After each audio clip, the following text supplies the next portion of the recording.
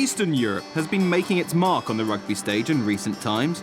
Georgia, Romania and Russia will all be competing at this year's World Cup, and another country hoping to emulate its near neighbours is Poland.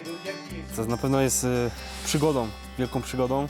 Rugby is like an adventure, a big challenge, a sport that becomes a part of you for your entire life. Samego siebie w tej dyscyplinie.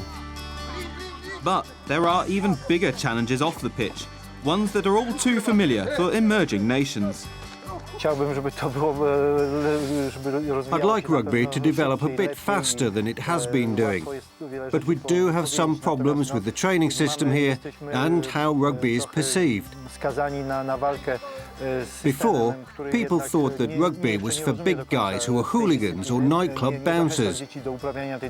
But now it's different. We have a lot of students who are playing, more intelligent people who understand the game. We hope now that the game will become faster.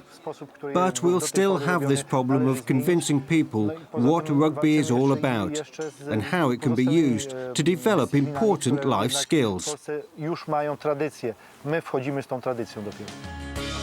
And one club which has embraced this universal spirit of rugby is Krakow's principal club, Juwenia. Their head coach is Janusz Kwilk. For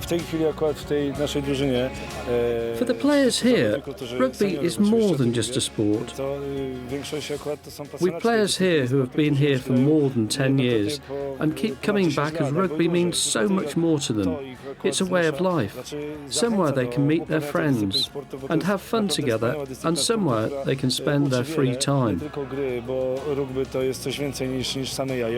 There's a very positive atmosphere around the club, and the players are passionate about their rugby, and that's what keeps them coming back. Jest to bardzo trudne, ponieważ na przykład 3 kluby. 3 of the clubs we play against are in the north of the country, Gdansk, Gdynia and Sopot. And to get there, we have to travel up to 650 kilometers. The easiest way to get there is by train, but that can take over 8 hours. Or we can take the night train that takes 12 hours. Financially, we struggle, as we then have to pay for the hotel and get enough rest so we're able to perform well. Overall, a game can take 2.5 days, there and back. I'm so proud to be part of this club, but I would like to be even prouder under different circumstances. I'd like to be able to be championship contenders who don't have financial problems and where players aren't expected to pay their own way, and then maybe one day I could feel a little more happy. Raising awareness of rugby throughout Poland is a constant challenge, but one man helping to encourage and educate the Polish public is French great Jean-Claude Skryla. I was born here, and so have Polish roots. I wanted to help Polish rugby ever since Poland played France in Warsaw in 1968 and lost heavily. I've always wanted to help develop their rugby, like the other big nations in Europe. And now that rugby is in the Olympic Games, I want to make sure that Poland can be represented there.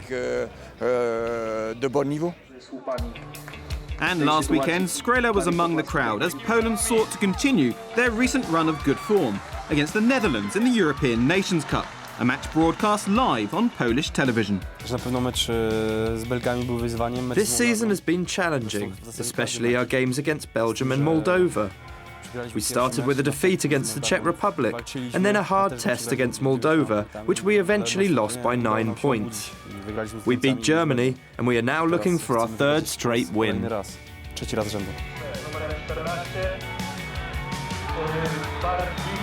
The 4,000 fans at the Hutnik Stadium were treated to a dominant first half by Poland.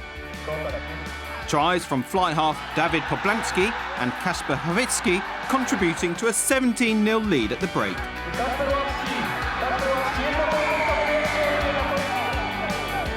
But the Dutch emerged a different side in the second half and cut the deficit to just 2 points.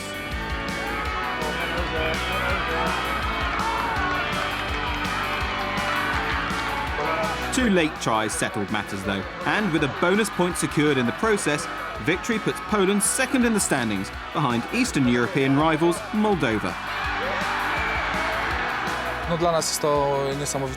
The crowd tonight was something special. Even though rugby may not be so popular in Poland, it was a great honour for us to play in front of so many people.